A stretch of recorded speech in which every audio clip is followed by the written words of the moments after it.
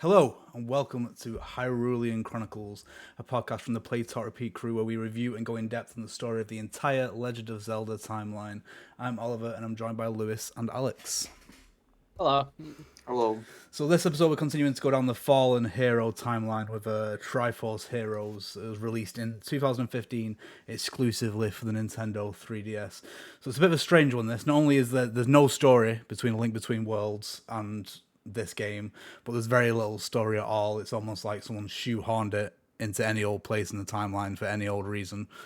However, we soldier on. So just to clarify, this is one of the few multiplayer Zeldas, so we all played it together for better or worse. So this one's specifically meant to be a 3-player game, which is good for us, and so we all played it together.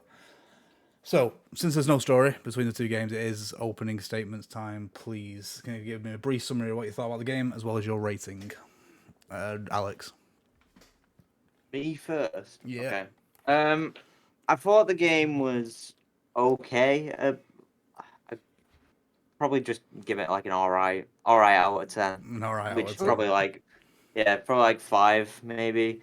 There was so many like good ideas that was like it started to like develop on, but it just felt like all right, all you have to do is just pick someone up and just like either shoot an arrow or like throw a bomb or something. There wasn't really anything apart from like I think was it the 7th level, the spooky one. That was like the only time where it felt like we were actually like cooperating, where we had to like throw someone over. I can't remember what it was. It was when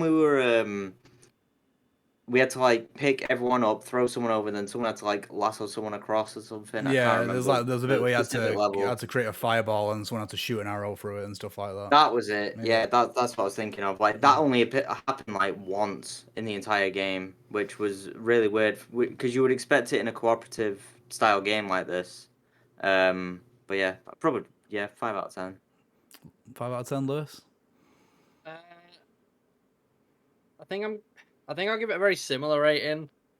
Maybe a 6 out of 10. I think the game has good ideas. I just think it's very bland at its execution, and I don't think like a good 80% of the levels are particularly fun. They're good enough to like count as a level in a video game, but they don't really do anything too exciting. And when they do something that's exciting, it's for like 10 seconds and like a really small part of the game. So I don't know. I think the game just ended up being a lot more forgettable than I was expecting it to be. Like there's nothing about this game really that I'm going to be thinking about 2 years down the line, 3 years down the line when I'm thinking about all these Zelda games. It's very forgettable, especially since the story was pretty much just non-existent. And I'm hoping, at least multiplayer wise, that Four Swords is going to be a lot more fun.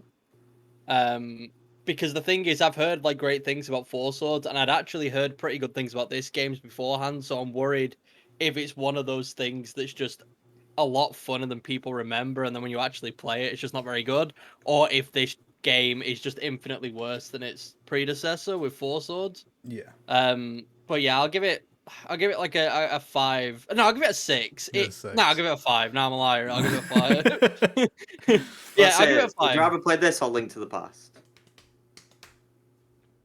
I'd rather play Link to the Past personally.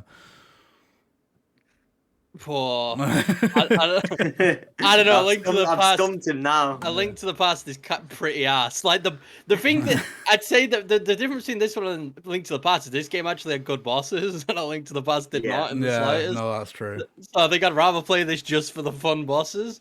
But yeah, it's 5. A 5 out of 10. It's just very forgettable and very bland and very just mediocre, honestly, all around. Yeah, but it's all right. So for me, I think this when I'm looking back at the Zelda series, as we do it, this is a low point for me. I give it a 4 out of 10. It's fine and at times, dare I say, fun, but for the vast majority of the time, I felt very, very frustrated while playing it, and it turned each and every one of us three into absolute bastards, like myself included.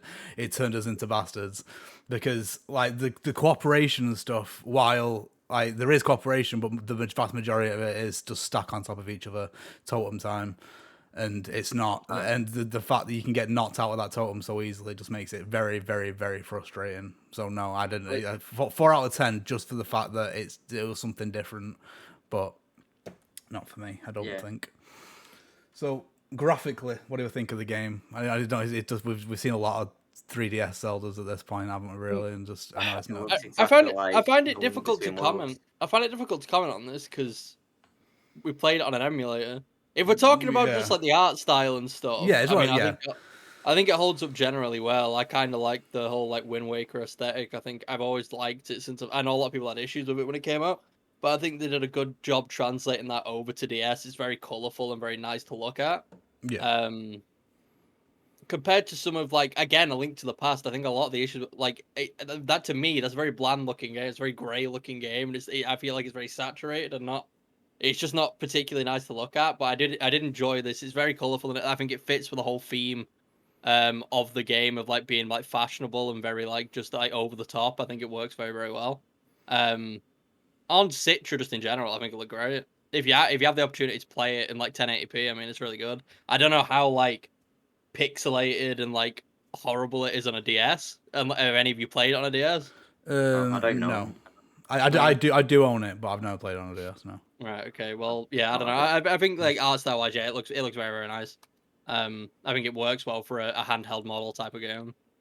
Yeah, like I said, I think it matches the overall like theme of the game that they were going for, kind of thing. It's just like the closest thing we can compare it to really is A Link Between Worlds, and I think A Link Between Worlds does like go above and beyond it, kind of thing, like graphically, like, just in terms of the style and how it looks and all that kind of thing. Well, there isn't anything particularly dark in this game, is there? Like, No. I know that's a trend in like a lot of Zelda games. Well, They can get quite apart from the dark and Dark quite. World. They can get quite dark and quite like spooky. This game, I don't think really offers that at any point.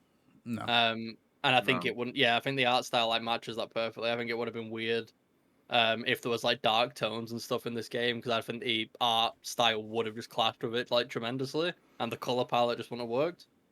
But I haven't played, what is it, A Link Between Worlds, so I don't really know how it compares in relation to the art style. Just to let everyone know, we are releasing these episodes out of order. So Lewis has at this point, as you are listening to this, Lewis has played A Link Between Worlds.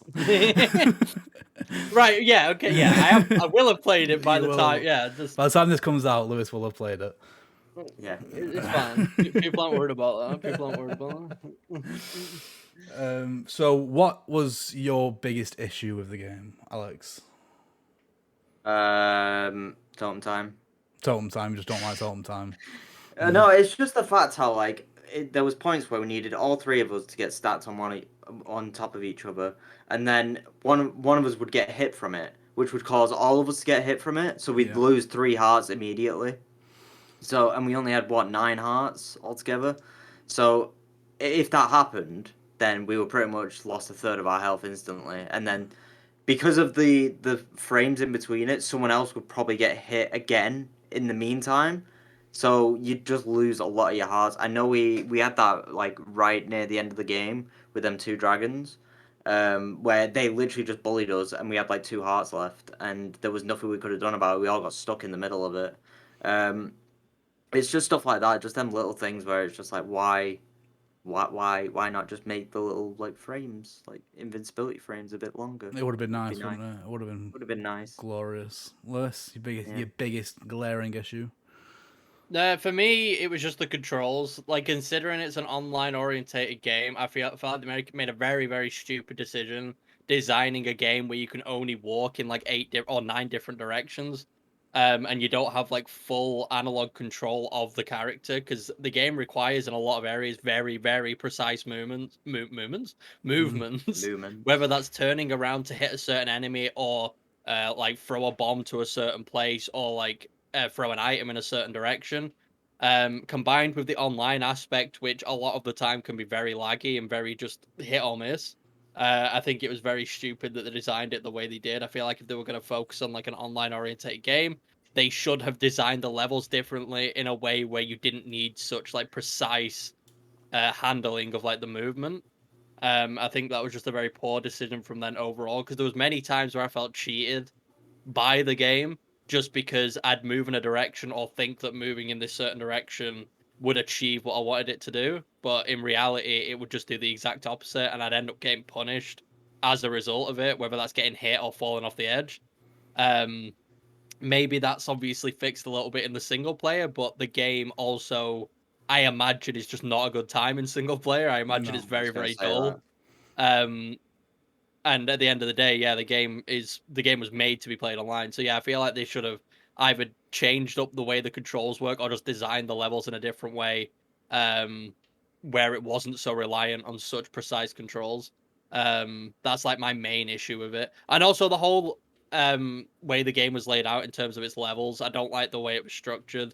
I don't like how it was trying to be Mario and you go to this world, do your couple levels, then go to your next one. I don't think that was designed particularly well.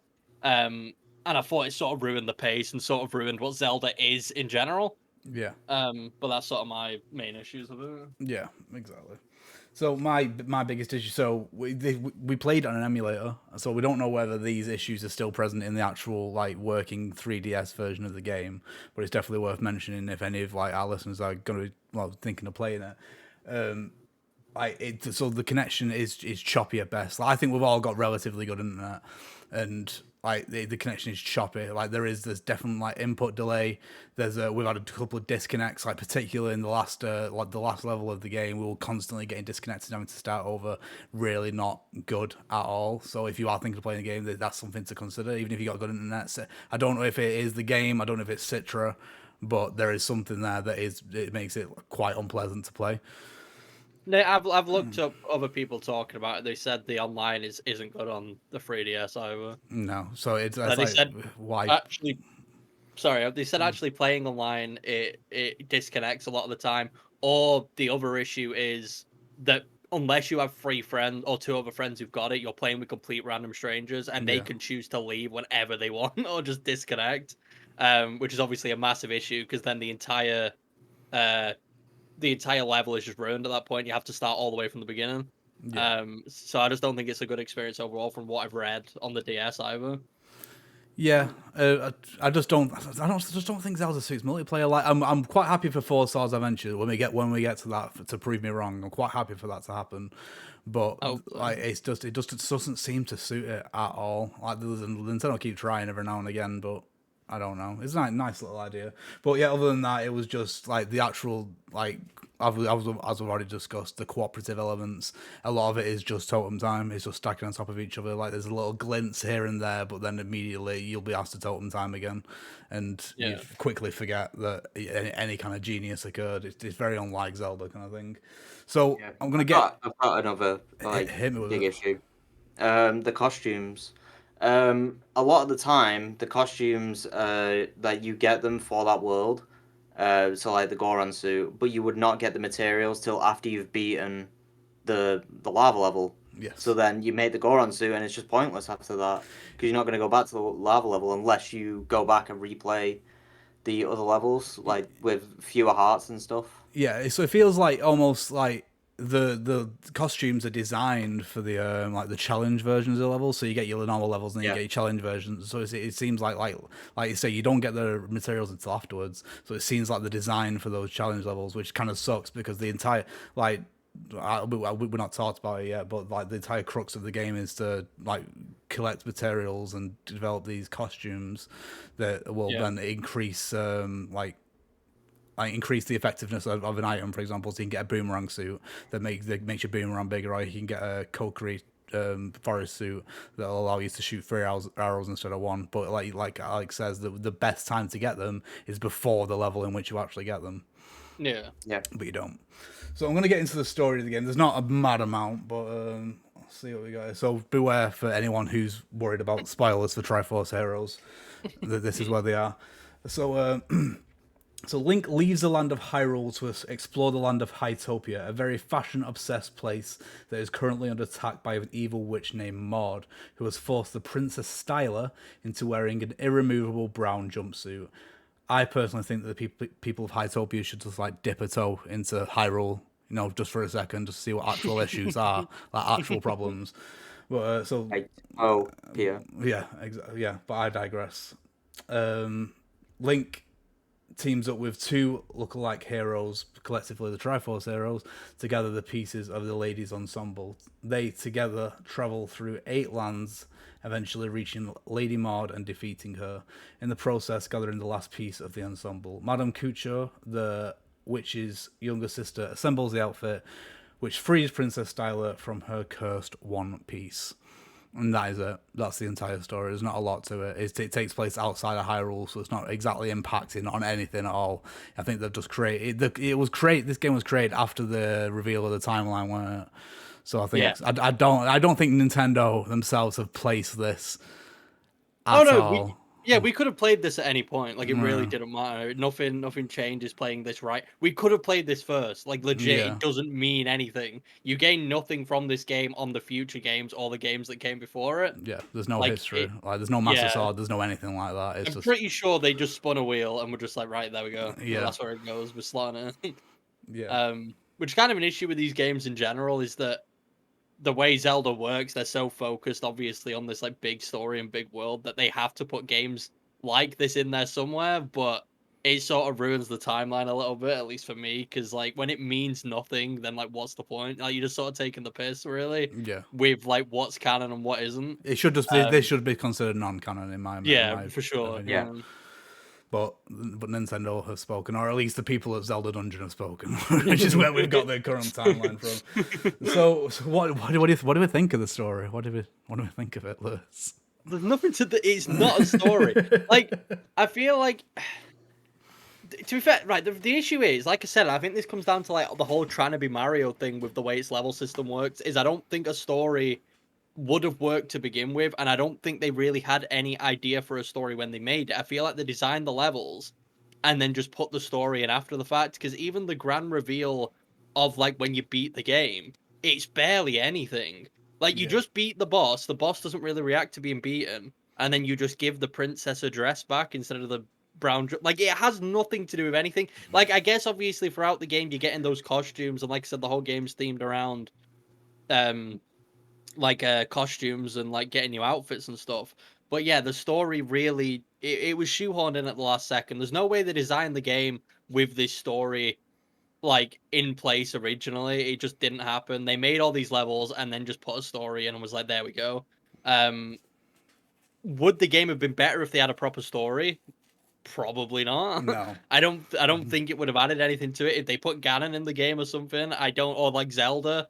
I don't think it would have changed anything. In fact, it's probably better they didn't put any of those characters in it, because I think that would have really like rubbed people the wrong way, especially with how lighthearted and how stupid it is. I feel like it probably would have just upset people or just annoyed people if they didn't include those major characters. But yeah, I don't know. Yeah, the story is pretty much non-existent. You can skip all of the dialogue. You won't gain anything from it. Like genuinely. Well, part of me thinks this was pitched as not as a Zelda game originally. You know what I mean? And then they just, Yeah. I mean that. Yeah, I can see that. Just reskinned it because it doesn't feel like a Zelda game. Like they added all the items in afterwards and stuff like that. But I mean, it might have been pitched as a Zelda game. You don't know what happens with Nintendo. They make the weirdest decisions. Yeah. Alex, any thoughts on the story? There's no thoughts at all because it's not really a story. So yeah. No, it's getting harder and harder to follow the usual template we do for these episodes. Yeah. So it is unique. Like it's a unique story. It's all fun and games, and I don't know. It just feels a little bit daft. Like after we've played a lot of Zelda games now, and they're always like world-ending events. It is nice to see Link, just do Dressing something, dressing up, doing something a little less serious, but. It just doesn't make a bit of an impact. Like we say, it shouldn't have been canon. It shouldn't have been canon. So we're not going to do favorite dungeons because there wasn't really any dungeons. Just to clarify, the way the level system works is you've got 8 areas. Each area has 4 levels in it. Which has 4 levels in it. Which has 4 levels in it. It goes down granular like that. So so there's no dungeons per se. You've just got you get a little area to complete 1 or 2 puzzles or defeat all the enemies, and then you move on. And eventually, there's usually like a boss at the end of each one, and then at the end of each area, there's a main boss. Yeah. So we're not going to do favorite dungeons. I will just say my least favorite was the Sky Realm, personally. Much it took so long. Because of the wind. Because of the wind more than anything. I couldn't handle. So there was strong winds in places that blew you off the bridges, and I couldn't handle it. I had to get Lewis or Alex to pick me up and carry me across them. Don't know if it was the input delay. Don't know what it was, but I could not get my head around it. The input delay definitely would have helped. No. Yeah, definitely wouldn't.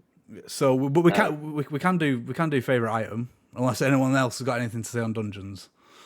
I'll just say that the shadow one, the dark one, whatever it was, that was fucking bullshit. Even the favorite items are going to be a bit dry. I can't. Well, I think favorite items are going to be dry going forwards, to be honest with you, because there's not many until we get to like Twilight Princess. There's not many. Yeah. There's not many new items. Yeah. But what we could do, we could like say, because you get outfits that enhance certain items. Yeah. You could say what was your favorite item and your favorite outfit, kind of thing. So for me, for example, I liked the bow and arrow in this game. I thought it was quite really effective, and I really liked the Kokiri Forest outfit that went with it, because it made it so you could have 3 arrows instead of 1. It is pretty cool how you got that like tactical decision before you start each stage in which outfit you're going to pick depending on what items are going to be available. No, yeah, I think the game offers up a lot. Yeah, it offers up a lot of good choices and a lot of cool ways to tackle the levels, which I think is an interesting mechanic. But again, none of these items, like all these items, work in like a single player experience, but they add nothing to the co-op experience. None of these items really synergize together. If the items synergize, that would be cool. Like if using like 2 items at the same time actually like resulted in like a new effect, I think that would be quite interesting. But all the items just work as if it was a single player game. I think if they were given the opportunity to make it not single player in the slightest and it was only multiplayer, they could have done a lot more fun stuff with that. Yeah. I feel like that's probably why the game was held back in a lot of aspects in regards to like the puzzles and stuff, but like not feeling that co-op-y. It's probably because they had to design the game that obviously people would be playing it by themselves as well. So yeah, actually synergized and working together. But I don't know. My favorite item was probably the boomerang with the boomeranger outfit or boomerang or whatever it is. It was just a giant boomerang basically, and I felt like the boomerang was one of the easiest items to use and one that worked 90% of the time the way I wanted it to.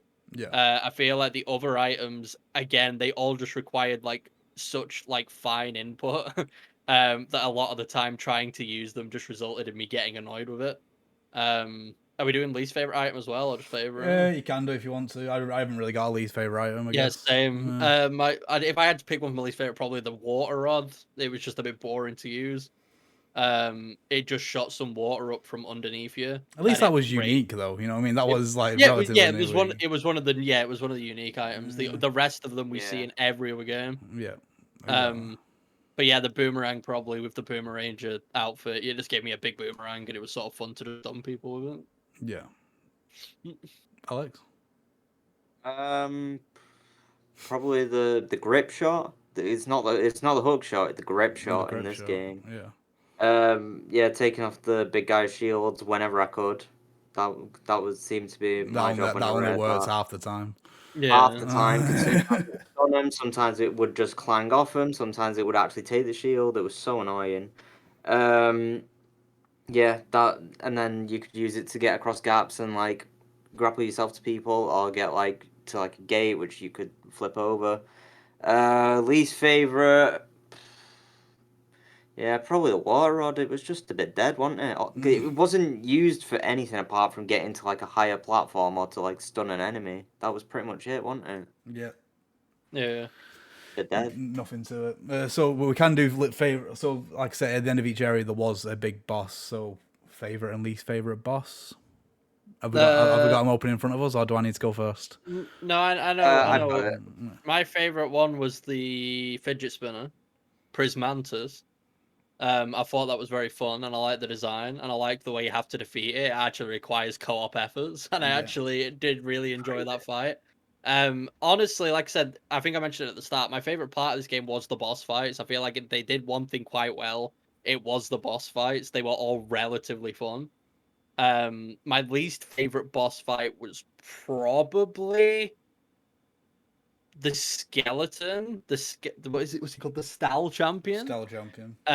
I just thought he was a bit boring design wise, and just the way you actually defeated him. It was very much just like knock him over, and then you just hit his heart, and all of his bones come back together, and you just sort of rinse and repeat that a couple times. Blizzagia was another one, but not because I hated it. It's just we as a group found that boss very difficult for some reason. We struggled to take on the snake. I thought his design was really cool though, and the way it moved was actually really, really interesting. But yeah, as a group, I think we struggled with that boss probably the most out of all of them. Yeah. So I could probably say that was one of my least favorites, but even though I actually do enjoy it quite a bit. But yeah, Fidget Spinner was my favorite. It was just a fun boss. I'll go next because Lewis stole mine, so I'll just elaborate on what he said. Well, so yeah, Prismantis, like you say, it looks great. It was immediately obvious what you're supposed to do. Yep. It was just a matter of skill of doing it. There was no like walking around and getting damaged while you try and figure it out. It was immediate what you had to do. It was color coded. It was great. It looked nice. I had the big classic Zelda eyeball. You can't beat it.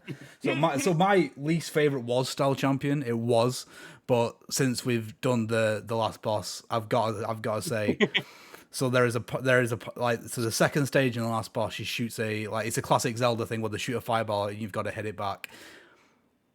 When you are like relying on an internet connection, and there's an input delay, that is almost impossible. And I did not like it at all, and for that reason, the last boss, I can't remember her name. She's Maud. Lady. Yeah, one of those. Lady Maud. Yeah, she was my least favorite by a damn mile. Alex, yours any different? Prismantis was probably my favorite. I don't know if it was an actual boss or not, but which one was the one with the thing where you had to like stand on either side and it was like a vulture swooping in? And we kept falling off because we kept on like making it unbalanced. That was like a mini boss. Yeah. That was like a mini boss. So that's like the shout out for like the worst because me and Oliver were getting angry. There was a point where we had to stop for a second and just be like, right, let's calm down. Like we're not actually angry. We need to stop. Yeah, probably that Stalfos was probably the worst one. Or the worst. Yeah. Yeah, he was just annoying. It was his little ball that was like rolling around. Ball, sucked so much. It was pointless. It had no pattern to it because it would just randomly be chasing me, and then all of a sudden it would get like a tiny bit close to Oliver, and he's not expecting it. It would just whack into him, and then because of the frames as well, the invincibility frames, it'd hit him 3 times, and then we'd lose, and then be like, "What the fuck is going on?" Yeah, I just think it was designed very. Compared to the other ones, I think it was just designed very poorly, and the whole gimmick, I just think was just very, very boring. The whole knocking him down and then someone has to try and run away with the ball and you just smack his chest. I just thought it was very simple and just a bit meh. But I do like how everyone liked the fidget spinner. I honestly wasn't expecting everyone to say the fidget spinner. No, it was nice. It was simple. You know, it reminded me of Zeldas of got days gone by. You know what I mean? Yeah. It was good. So that's it. That's what we got for Triforce Heroes. So we rated it. What was an average 5 out of 10, a low 5 out of 10. Though, yeah, we give a shout out to our favorite costumes. We covered it. Mine's Kokiri. I think Lewis said Boomerang. What was yours? Boomerang. Did you not Lucky Loungewear, Lewis? That wasn't my favorite. I mean, I used it obviously when there was no boomerang because it would be pointless to use that one because it would do nothing. But anytime I had an opportunity to use the boomerang one, I would use it. I just found it fun. Yeah, I like the Tingle one because Lewis would like to throw me off all the time, so it gave us 3 extra lives. I had to create some fun somewhere. But if it wasn't that, it was probably the sword outfit because it was really overpowered. Yeah, no, I like the sword outfit. That was good. Yeah, it was really overpowered. Yeah. So for the next Hyrulean Chronicles game that will be released on YouTube, we're going back to the very beginning and playing the original The Legend of Zelda for the NES. God fucking help us. So that should if we go to following the schedule, it should be hitting our channel on or around the 21st of October. Yeah, that sounds right, doesn't it? It does sound right. Yeah. I was looking at the schedule when I wrote that. So for the rest of this month, we just have one more video. It'll be our Video Game Book Club review episode, and that'll be out on the 30th of September. But until next time, we shall see you later. Bye. Bye.